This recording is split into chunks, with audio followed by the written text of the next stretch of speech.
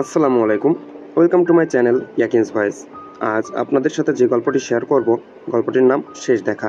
চলুন গল্পটি শুরু করা যাক। রোদ উঠেছিল বেশ, কিন্তু তানিয়ার মুখে যেন সবসময় মেঘ জমে থাকে। সে এখনও সেই পুরনো রুটিনেই আটকে। সকালে উঠে জানালার পাশে বসা, সেই পাথরের মতো চুপ থাকা আর মোবাইলে তাকিয়ে থাকা, যেন কেউ একটা মেসেজ পাঠাবে, কল দেবে বা হঠাৎ দরজায় কড়া নাড়বে। ৩ বছর আগে তানিয়া আর অয়নের শেষ দেখা হয়েছিল ঢাকা বিশ্ববিদ্যালয়ের ক্যাম্পাসে। বটতলার নিচে বসে দুজন কথা বলেছিল অনেকক্ষণ ধরে। সেই ছিল একটা অন্যরকম দিন।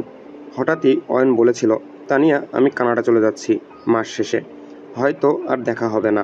তানিয়া ভেবেছিল এটা শুধু রাগ বা দূরত্ব, সময় হলে আবার দেখা হবে, হয়তো ফিরে আসবে, কিন্তু না, সেটা ছিল তাদের শেষ দেখা।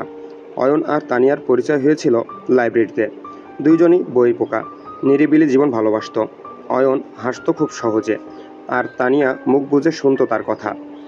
তাদের প্রেমটা ছিল কোনো সিনেমার মতো না, বরং খুব বাস্তব, ছোট ছোট মুহূর্তে ভরা। ভালোবাসার দিনে তেমন কিছু হয়তো তারা করতো না, কিন্তু দুজনের চোখে ছিল একে অপরের জন্য একটা নির্ভরতা, একটা আশ্রয়। তানিয়া অনেক স্বপ্ন দেখেছিল অয়নকে নিয়ে, একসাথে পড়াশোনা, একসাথে সংসার, মায়ের সাথে দেখা আর ছাদে বসে চা খাওয়া। কিন্তু সেই সব স্বপ্ন যেন থেমে গেল সেদিন। তুই কি পারবি আমাকে ছাড়া থাকতে? অয়ন জিজ্ঞেস করেছিল। তানিয়া মাথা নাড়েনি, শুধু বলেছিল, পারতে তো হবে, তুই যদি না থাকিস। অয়ন চলে যায়। শুরুতে মেইল, হোয়াটসঅ্যাপ, ভিডিও কল সবই ছিল, কিন্তু সময়ের সাথে সাথে সব ফিকে হয়ে গেল।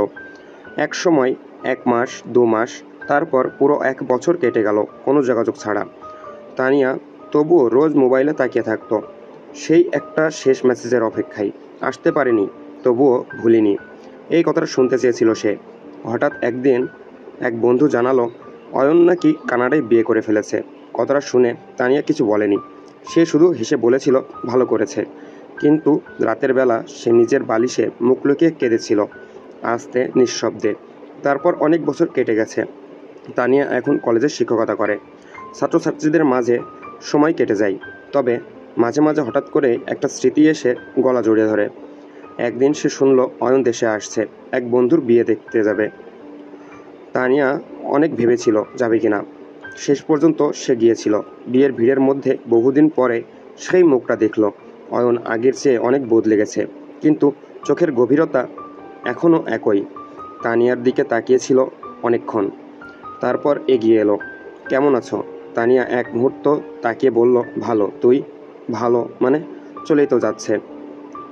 দুজনের মাঝখানে একটা দীর্ঘ নিঃশব্দতা। অয়ন বলল, তুই কখনো লিখিস না কেন? তানিয়া হেসে বলল, তুই তো বলেছিলি হয়তো আর দেখা হবে না, তো আমি ধরে নিয়েছিলাম সব শেষ। অয়ন নিচের দিকে তাকালো, অনেকক্ষণ কিছু বলতে চেয়েও থেমে গেল। একটা মুহূর্ত আসে যেটা শুধু শেষ দেখা বলে মনে হয় না, এটা যেন শেষ বোধ। তারা কিছুক্ষণ একসাথে বসেছিল, কেউ কিছু বলছিল না। হাওয়ার শব্দে যেন সব কথা ডুবে যাচ্ছিল। তানিয়া উঠে দাঁড়ালো। আচ্ছা, আমি চলি। অয়ন বলল, তানিয়া। তানিয়া ঘুরে তাকালো। তুই এখনও আমার স্বপ্নে আসিস? তানিয়ার চোখ ভিজে গেল। সে কিছু বলল না, শুধু একটা মৃদু হাসিতে বলল, তুই স্বপ্নেই থাক, আমি বাস্তবে অনেক ক্লান্ত। সেই ছিল তাদের শেষ দেখা। কোনো অভিযোগ না, কোনো দাবি না, শুধু দুটো মানুষ যাদের এক সময় পৃথিবী ছিল একে অপরের। আজ দুটো ভিন্ন গ্রহ।